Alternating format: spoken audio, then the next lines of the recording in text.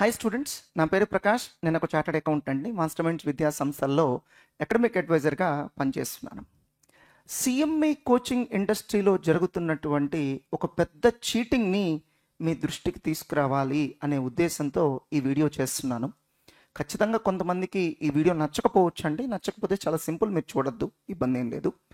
But ఇదైతే నిజం అండి. సో వీడియో కంప్లీట్గా చూడండి, అప్పుడు నేను చెప్పేది నిజమా కాదా అనేది మీరే కామెంట్ చేయండి. అంటే ఈ సందర్భంగా ఎవరైతే సిఎంఏ ఇంటర్ మరియు సిఎంఏ ఫైనల్ ఎగ్జామ్స్ రాశారో రీసెంట్గా, like December 23 attempt, June 23 attempt, వాళ్ళు దయచేసి ఈ వీడియో పట్ల మీ ఒపీనియన్ ఏంటో కామెంట్ సెక్షన్లో తెలియజెప్పండి. ఎందుకంటే మిగతా ఎవరికి ఇది తెలియదండి. మీరు ఆల్రెడీ ఎగ్జామ్స్ రాశారు కాబట్టి మీకు తెలుసు. మిగతా స్టూడెంట్స్కి నేను చేస్తున్న ఈ వీడియో కరెక్టో కాదో తెలుసుకునే అవకాశం లేదండి. ఇంతకీ ఏంటి ఆ చీటింగ్, ఏం జరుగుతుంది ఈ సిఎంఏ కోచింగ్ ఇండస్ట్రీలో చీటింగ్ అంటే, అన్నిటికంటే ఫస్ట్ సిఎంఏ ఫౌండేషన్, కంపారిటివ్గా సిఎంఏ ఫౌండేషన్ చాలా ఈజీగా ఉంటుందండి. చాలా త్వరగా క్వాలిఫై అయిపోవచ్చు. Good, nothing wrong in that. మరి సిఎంఏ ఇంటర్ అండ్ ఫైనల్ పరిస్థితి ఏంటి? యాక్చువల్ అవి కూడా ఈజీనేనండి. సిఏతో పోల్చుకుంటే సిఎంఏ ఇంటర్ కానీ సిఎంఏ ఫైనల్ కానీ కంపారిటివ్గా ఈజీనే. కానీ ప్రాబ్లం ఎక్కడొస్తుందంటే, ఎగ్జామ్లో అడుగుతున్న క్వశ్చన్స్కి సిఎంఏ కోచింగ్ ఇచ్చే చాలా ఇన్స్టిట్యూషన్స్ క్లాస్ రూమ్లో టీచ్ చేసే కంటెంట్కి అసలు మ్యాచింగే లేదు. ఎస్, ఇదే పెద్ద చీటింగ్. సో ఏం జరుగుతుందంటే, ఒకప్పుడు అంటే ఒక 2020కి ముందు అనుకోండి, ఒక 4 సంవత్సరాల క్రితం, ఒకప్పుడు CMA inter and CMA final exams ఎలా ఉండేవి అంటే, బోర్డు మెటీరియల్ నుంచి యాజ్ ఇట్ ఈజ్గా ప్రాబ్లం కాపీ పేస్ట్ చేసి ఇచ్చేవాడండి. మహా అయితే కొంచెం అమౌంట్స్ చేంజ్ చేయడం ఇలా చేసేవాడు తప్ప అంతకంటే పెద్ద భారీగా చేంజెస్ ఏమి ఉండేవి కాదు. సార్ మరి అట్లాంటప్పుడు మరి CMA inter and final pass అవ్వడం ఈజీనే కదా, అందరూ పాస్ అయిపోవచ్చు కదా. ఒకే ఒక సమస్య ఏంటంటే, సిలబస్ కొంచెం వాస్ట్గా ఉంటుంది. అంటే సిఎంఏ ఇన్స్టిట్యూట్ ఒపీనియన్ ఎట్లా ఉంటుందంటే, ఇక్కడ సిలబస్కి ఎక్కువగా ఉంటుంది కాబట్టి మేమేమి ఇబ్బందికరమైన క్వశ్చన్స్ ఏమి అడగము. జస్ట్ ఆ స్టడీ మెటీరియల్లో, అంటే బోర్డు మెటీరియల్లో ఉన్నంత వరకు అడుగుతాము. ఆ బోర్డు మెటీరియల్ వరకు నువ్వు త్వరగా అయితే నువ్వు క్వాలిఫై అయిపోతావు అనే మైండ్ సెట్లో ఉంటాయి క్వశ్చన్ పేపర్స్. బట్ చాలా కోచింగ్ ఇన్స్టిట్యూషన్స్ 2020 దగ్గర ఆగిపోయారు. ఇంకంతే. ఈ రోజు కూడా వాళ్ళు ఏ ఒపీనియన్లో ఉన్నారంటే, బోర్డు మెటీరియల్ నుంచే ఇస్తారు. తప్పేం లేదు, మీరు అలాంటి ఆ ఇన్స్టిట్యూట్స్ అలాంటి అభిప్రాయంలో ఉండడంలో తప్పేం లేదు. మరి ఒక్కసారి క్వశ్చన్ పేపర్ చూసుకోవచ్చుగా. June 2023 ఎగ్జామ్ జరిగింది. క్వశ్చన్ పేపర్ ఒకసారి కంపేర్ చేసుకోవచ్చుగా. ఎగ్జామ్లో ఏం అడిగాడు, బోర్డు మెటీరియల్ నుంచే అడిగాడా, పోనీ వేరే ఎక్కడి నుంచి అయినా అడుగుతున్నాడా, ఒకసారి చూసుకోవచ్చు కదా. December 23 అటెంప్ట్ ఎగ్జామ్ జరిగింది, ఒకసారి చూడొచ్చు కదా, నిజంగానే బోర్డు మెటీరియల్ నుంచే ఇచ్చాడా. సరే, ఆ ఇన్స్టిట్యూట్స్ అంటే కోచింగ్ ఇచ్చే ఇన్స్టిట్యూట్స్కి టైం లేదు, మరి స్టూడెంట్స్గా మీరన్నా చూడొచ్చు కదా. అసలు ఏమిచ్చాడు ఎగ్జామ్లో, ఎక్కడి నుంచి ఇచ్చాడు. సో కొన్ని పేపర్లు అయితే అసలు బోర్డు మెటీరియల్ నుంచి దాదాపుగా ఇవ్వట్లేదు. మరి ఎక్కడి నుంచి ఇస్తున్నాడు సార్? మెజారిటీ కేసెస్లో సిఏ సోర్సెస్ నుంచి ఇస్తున్నాడండి. బట్ ఈ సిఎంఏ కోచింగ్ ఇచ్చే చాలా ఇన్స్టిట్యూట్స్ ఎలా ఉన్నాయంటే, మేము సిఎంఏ బోర్డు మెటీరియల్ ఏముందో అంతే చెప్తాము, అంతకుమించి మాకు సంబంధం లేదు. కానీ లెక్క ప్రకారం వాళ్ళు ఏం చేయాలి, ఆ క్వశ్చన్ పేపర్స్ దగ్గర పెట్టుకుని కొంచెం రీసెర్చ్ చేయాలిగా. అసలు ఎక్కడి నుంచి ఇస్తున్నాడు, ఏ సోర్స్ నుంచి ఇస్తున్నాడు, రీసెర్చ్ చేయాలిగా. సో రీసెర్చ్ చేయాలంటే సమస్య ఏంటి, వాళ్ళకి సిఏ కోర్స్ గురించి కూడా నాలెడ్జ్ ఉండాలి కదా. ఎందుకంటే అది క్వశ్చన్ పేపర్ చూడంగానే ఇది సిఏ సోర్స్ నుంచి ఇచ్చాడు అని ఎవరు చెప్పగలరు? సిఏ అండ్ సిఎంఏ రెండూ చెప్పే ఇన్స్టిట్యూట్స్ చెప్పగలవు. సో లైక్ మాస్టర్ మైండ్స్, అటు సిఏ చెప్తాము సిఎంఏ చెప్తాం కాబట్టి చూడంగానే మాకు తెలిసిపోతుంది, ఇది సిఎంఏ బోర్డు మెటీరియల్ కాదు, ఇది సిఏ ఇన్స్టిట్యూట్ సోర్సెస్ నుంచి ఇచ్చాడు, CA institute so question paper నుంచి ఇచ్చాడు, సిఏ ఫైనల్ ఆర్టీపీ నుంచి ఇచ్చాడు, సిఏ ఫైనల్ ఎంటీపీ నుంచి ఇచ్చాడు, మేము చూడగానే చెప్పగలం. సో ఆ రీసెర్చ్ ఎవరు చేయడానికి రెడీగా లేరు. సార్ ఎందుకు రెడీగా లేరు? Very simple. స్టూడెంట్స్ ఇప్పటికీ కూడా ఎలాంటి అభిప్రాయంలో ఉన్నారంటే, అన్ని క్వశ్చన్స్ బోర్డు మెటీరియల్ నుంచే వస్తాయి, అది కొంచెం గతం నుంచి బయటకు రండి, ప్రజెంట్ సిచ్యువేషన్ అట్లా లేదు, బోర్డు మెటీరియల్కి కన్ఫైన్ అవ్వట్లేదు. అంటే స్టూడెంట్స్ ఎలా ఆలోచిస్తున్నారంటే, సార్ చిన్న మెటీరియల్ కావాలి సార్, జస్ట్ ఒక 40-50 పేజెస్ ఉంటే చాలు సార్, అది చదివేసి నేను సిఎంఏ క్వాలిఫై అయిపోవాలి, lakhs of rupees జాబ్స్ వచ్చేయాలి. సో ఇది అత్యాశ కదండి. సో కొంచెం గమనించండి ఏం జరుగుతుందో, పబ్లిక్ ఎగ్జామ్ పేపర్స్ ఎలా ఉన్నాయో ఒకసారి గమనించండి, ఎనఫ్ రీసెర్చ్ చేయండి. సో స్టూడెంట్స్ మెటీరియల్స్ పికప్ చేయడం కూడా ఎలా ఉందంటే, అంటే ఎలాంటి వాటిని చూస్ చేసుకుంటున్నారంటే, ఈ మెటీరియల్ కలర్ఫుల్గా ఉందా లేదా, సో బైండింగ్ నీట్గా ఉందా లేదా, తక్కువ పేజెస్లో ఉందా లేదా, ఇవి చూసుకుంటున్నారు తప్ప ఈ మెటీరియల్ చదివితే నేను ఎగ్జామ్ పాస్ అవుతానా అవనా, ఈ మెటీరియల్లో నుంచి పబ్లిక్ ఎగ్జామ్లో క్వశ్చన్స్ వస్తాయా రావా, అవి చూసుకోవట్లేదు. సార్ మరి కేవలం సిఎంఏ స్టడీ మెటీరియల్ వరకు చదివినా కొంతమంది క్వాలిఫై అవుతున్నారు కదా సార్. ఫస్ట్ ఆఫ్ ఆల్ ఈ జనరలైజ్ చేయడం అనేది ఆపేసేయండి. ఇప్పుడు ఫైనాన్షియల్ మేనేజ్మెంట్ ఒక సబ్జెక్ట్ ఉందండి, ఇన్వెస్ట్మెంట్ డెసిషన్స్ అని ఒక చాప్టర్ ఉంది, దాంట్లో ఎన్పివి అని ఒక మోడల్ ఉందండి. సో ఎన్పివి బేసిక్ ప్రిన్సిపల్ ఏంటి, present value of cash inflows minus present value of cash outflows. అయిపోయింది, ఒకే ఒక సెంటెన్స్.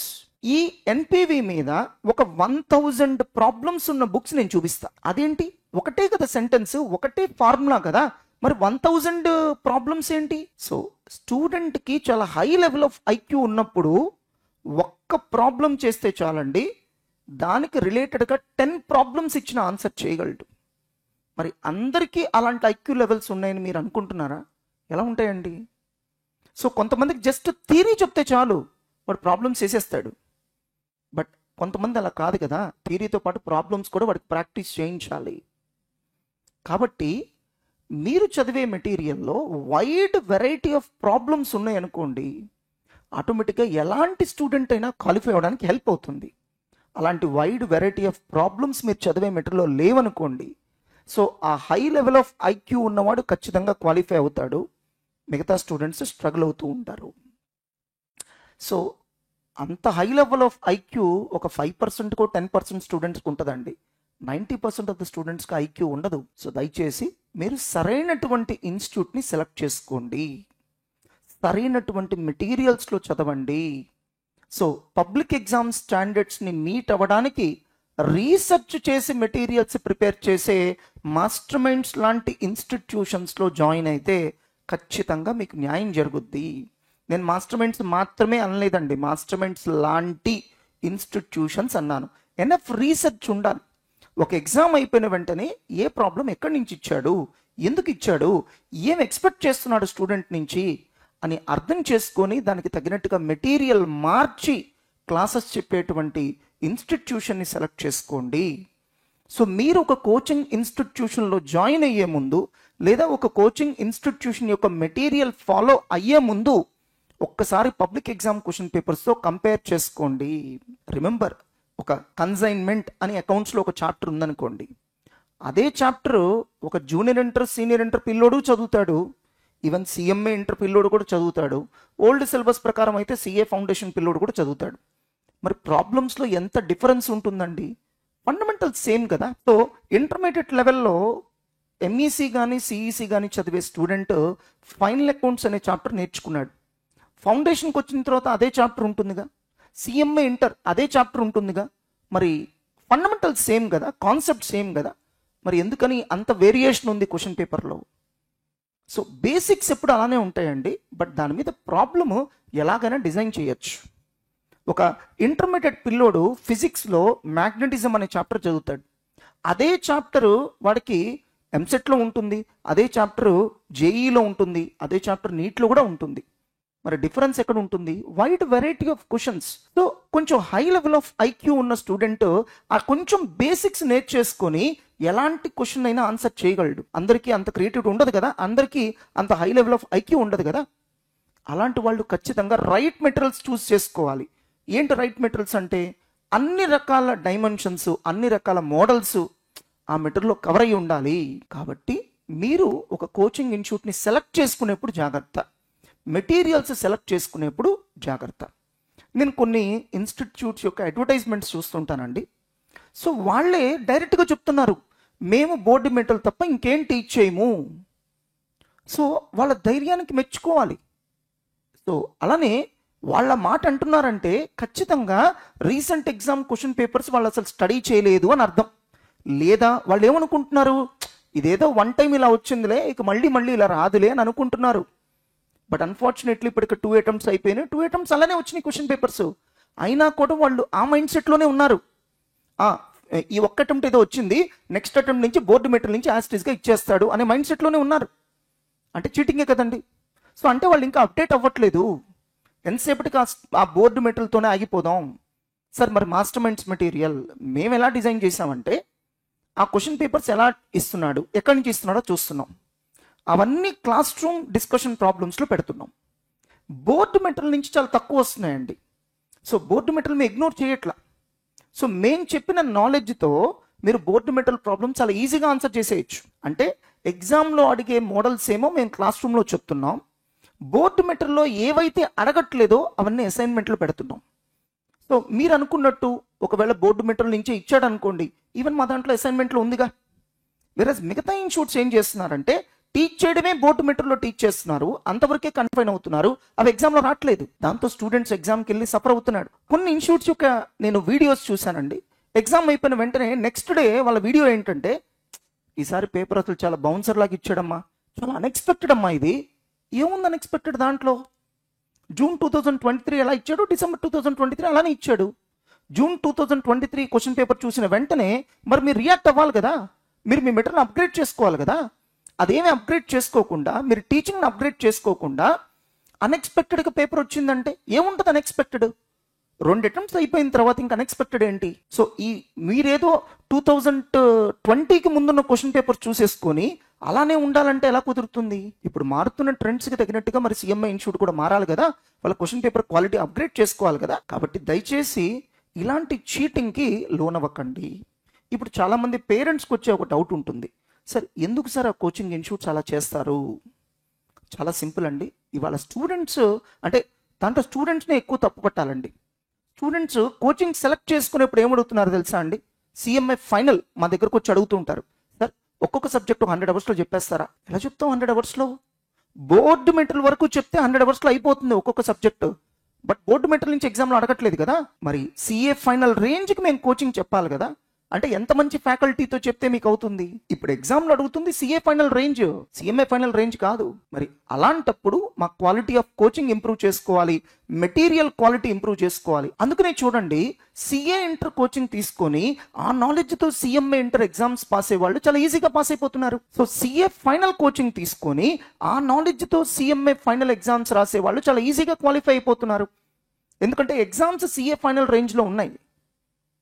సో వాళ్ళు సిఏ ఫైనల్ ప్రిపేర్ అయ్యి వచ్చారు కాబట్టి చాలా ఈజీగా పాస్ అవుతున్నారు. దీన్ని మేము అర్థం చేసుకొని ఏం చేసామంటే మా సిఎంఏ ఇంటర్ మెటీరియల్ని, మా సిఎంఏ ఫైనల్ మెటీరియల్ని కంప్లీట్గా మాడిఫై చేసేసాం. ఎప్పుడైతే జూన్ 2023 ఎగ్జామ్ జరిగిందో ఆ క్షణం నుంచి మేము మా మెటీరియల్స్ని కంప్లీట్గా మాడిఫై చేసేసాం. మాడిఫై చేసేసి దానికి తగినట్టుగా మా టీచింగ్ క్వాలిటీని ఇంప్రూవ్ చేసుకున్నాం. టీచింగ్ అవర్స్ ఇంక్రీజ్ అయినాయి, మెటీరియల్ క్వాలిటీ ఇంప్రూవ్ అయింది. అంటే ఈ మెటీరియల్ కనుక ప్రిపేర్ అయ్యి వెళ్తే ఖచ్చితంగా పబ్లిక్ ఎగ్జామ్లో బాగా రాయొచ్చు అనే అష్యూరెన్స్ మేము ఇస్తున్నాం. సో ఈవెన్ బోర్డు మెటీరియల్ నుంచి ఇచ్చినా అవన్నీ మా అసైన్మెంట్లో ఉన్నాయి. బోర్డు మెటీరియల్ నుంచి ఇవ్వలేదు, సిఏ ఫైనల్ రేంజ్లో ఇచ్చాడు, అవి మా మెటీరియల్లో ఉన్నాయి. మరి మిగతా ఇన్స్టిట్యూట్స్ అలానే వాళ్ళ మెటీరియల్స్ అప్గ్రేడ్ చేసుకోవచ్చు కదా. అప్గ్రేడ్ చేసుకోవాలంటే కొంచెం దాని మీద మనీ ఇన్వెస్ట్ చేయాలి కదా, స్టాఫ్ ఉండాలి కదా. ఇప్పుడు మాస్టర్ మైండ్స్లో అనుకోండి, కేవలం మెటీరియల్ ప్రిపేర్ చేసే డిపార్ట్మెంట్లో 30-40 స్టాఫ్ ఉంటారు. అలానే డైరెక్ట్గా ఫ్యాకల్టీ కూర్చొని ఇక్కడ మెటీరియల్ ప్రిపేర్ చేస్తారు. ఆ ఫ్యాకల్టీని అంటే ఒక ఫ్యాకల్టీ చేసిన మెటీరియల్ మరొక ఫ్యాకల్టీ వెరిఫై చేస్తారు, సపోర్టింగ్ ఫ్యాకల్టీ వెరిఫై చేస్తారు. ఫైనల్గా నేను చెక్ చేస్తా. ఏం చెక్ చేయాలి? నేను ఎగ్జామ్లో అడుగుతున్న మోడల్స్ అన్నీ మన మెటీరియల్లో ఇంక్లూడ్ చేశారా లేదా. వేరే చాలా కోచింగ్ ఇన్స్టిట్యూట్స్లో ఎలా ఉంటుందంటే సబ్జెక్ట్ వైజ్ ఫ్యాకల్టీ, సార్ మీరు వచ్చి ఈ సబ్జెక్ట్ చెప్పుకొని వెళ్ళిపోండి, అంతే రిలేషన్షిప్. సార్ మరి మెటీరియల్ ఫ్యాకల్టీనే ఇచ్చుకోవాలి, క్వశ్చన్ పేపర్స్ ఫ్యాకల్టీనే ఇచ్చుకోవాలి. మరి అలాంటి సిచ్యువేషన్లో మీకు బెస్ట్ మెటీరియల్ ఎక్కడి నుంచి వస్తుంది? బెస్ట్ మెటీరియల్ ప్రొవైడ్ చేయాలని ఫ్యాకల్టీకి ఉంటుంది. మరి ఆ ఫ్యాకల్టీ అన్ని చేయాలంటే రిసోర్సెస్ ఉండాలి కదా. సో మాకంటే ఒక 30 మంది టీం మెంబర్స్ ఉన్నారు, ఫ్యాకల్టీ ఒక్కళ్ళ కింద 30 మంది ఎలా ఉంటారు చేయాలంటే?